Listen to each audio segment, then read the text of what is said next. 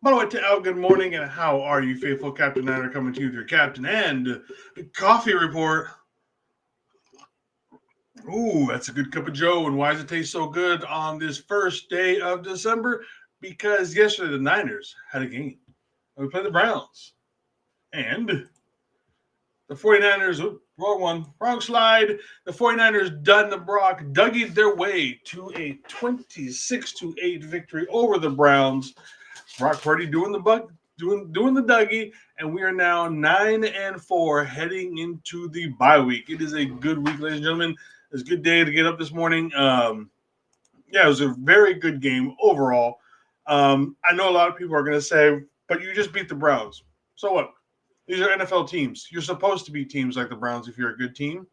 Um, Not to mention that, at least offensively, they kind of held Miles Garrett in check for the most part. Yes, he did have the one sack, and there was another one where he was close, but it wasn't like Miles Garrett did not play the disruptive role we expected him to play. Usually, he's in the backfield consistently, just knocking people around, getting tackles for loss, just being Miles Garrett. For the most part, you didn't hear his name a whole lot. So I thought the offensive line did a really good job. Excuse me, with keeping him in check for the most part. Obviously, CMC did not have the great rushing day. To be honest, there wasn't much of a rushing attack in general, no matter who was running the ball. Passing attack, it was just we did enough. Like nobody was great, but that's not how this offense, especially against someone like Jim Schwartz and this really say what we say about the Browns. The Browns defense is legit. It's a legit defense. It's a damn good defense. Um, but everybody played their part, if you will. And let's be honest, this game, Sky Moore, you the man. Um, at first, when Sky Moore first got here, he made a couple of bonehead plays. I think most of us can agree with that.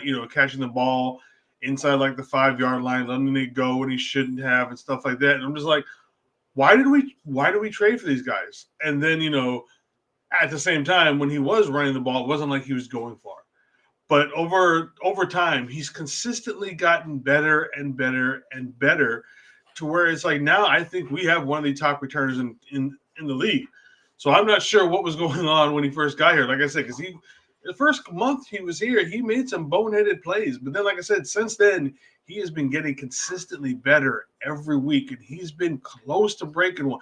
He's getting close again on kickoffs. He's getting close on punt returns. So, major props out to Sky Moore, who, the entire special teams unit in general, just, being, I think top 5 special teams unit in the league. I mean, even right now we're down NDP. Matt Gay is doing an amazing job filling in.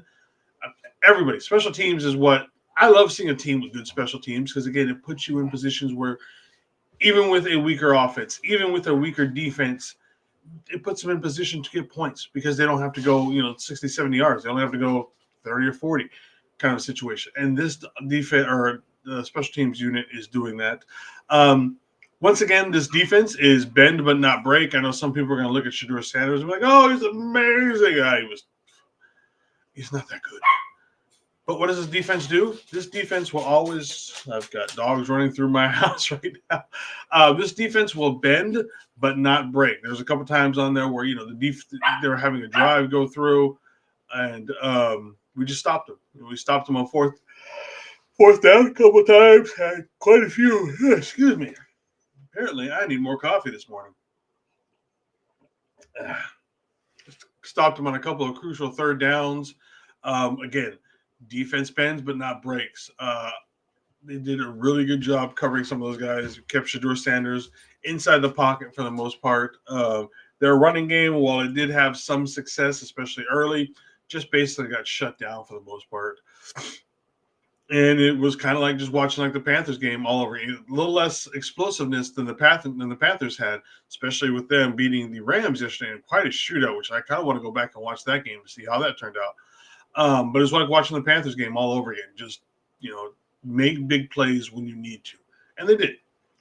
So that's all for that game. Enjoy your victory Monday, obviously. And this is the picture from the last time that we beat the Cleveland Browns, which was we're like 4 or 5 days over it being 40 years since the last time we won in Cleveland. And guess what, ladies and gentlemen? The last time we won in Cleveland was a time the week before that, Joe Montana threw 4 picks. There's a lot of criticism for Joe too. Interesting.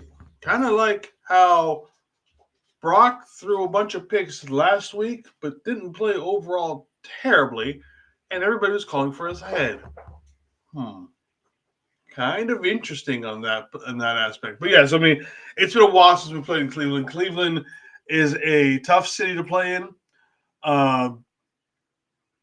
Shout out to the Dog Pound and them guys for yelling and screaming for the last 40 years to keep us from a win from there. So I mean, all streaks are meant to be broken. So now we've won in the Dog Pound. All right, we got an injury update. Nick Martin did leave the game with a concussion. Ben Barch also left the game with an ankle injury. Not surprised on that one. I like Ben Barch. I truly do. When Ben Barch plays, Ben Barch is extremely well. The problem is getting Ben Barch to stay healthy enough to play for a while. So we're probably going to see a little bit more of Spencer Burford, who hasn't been as bad as I had originally thought he might be this season. Going forward at the guard position. Even though he's naturally a tackle, he seems to fit better at guard. And again, at times he's not playing terrible out there. He's still making some boneheaded plays at times, but he's not as bad as he was last year, a couple years ago. And then the last one is that Kyle Juszczyk, obviously our fullback, left. I want to say early in the fourth quarter with what was described as a rib injury update. No update as to these guys' statuses for next week. I'm sure everybody will be getting MRIs and all that kind of stuff sometime today. And then as soon as we get some of that information, we will let you know. All right, so here is the current playoff standings. I don't know what year it is because it feels like it's 1984 because the Bears are in the number 1 seed right now. Again, kind of funny how, the last time we beat Cleveland, it was 1984, and it feels like the Bears are – and now the Bears are in the number 1. I just can't put my head around it. They're mostly because my little brother is a Bears fan, and so I got to listen to him with the amount of Texas and everything that I've gotten, talking about how great his team is. And to be perfectly honest with you, I haven't sat down and watched any Bears game yet this year. I've just seen highlights. But it doesn't look like they're doing anything exciting, but they're winning. So it kind of feels like I'm watching a Niners game at the same time. So I don't know. I'll have to sit down sometime this week during the bye week and actually watch a Bears game and see how they're doing it. Because like I said, again, with another quarterback who I didn't think was very good in Caleb Williams. So like I said, we'll see. Currently, we are down to the 7th seed. And the reason why the Bears are in that place is because the Rams lost to the Panthers yesterday, by the way. So currently we are in the 7th seed, so that means we would play LA for a third time of the year. It'd be Philadelphia and Green Bay, and then Tampa Bay and the Seahawks in the 4 and 5 game. So we'll see how this switches out. I'm curious, since we have wins over LA, and we split that season, and we've beaten Seattle.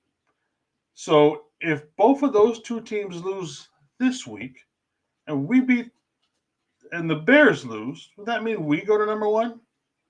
Now that everything's balanced out with the bye, I don't know. I'll have to play with the playoff predictor and see what that says. But anyway, speaking of, welcome to the bye week, ladies and gentlemen.